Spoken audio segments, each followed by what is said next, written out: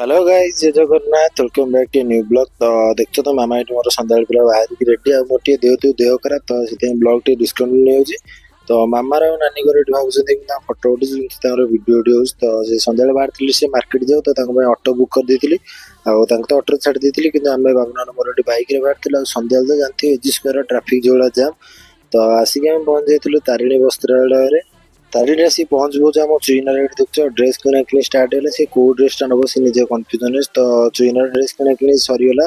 तो आम बाबूनार dress selection चलती तो किଣା किणी तो एपटे सर लेकिन आम एपटे गोटे छुआटा देखते तारिणी अच्छी पूरा बास्केट तीन टा पूरा घाटी सारे। तो फाइनाली आम किଣା किणी सरी सब शेष।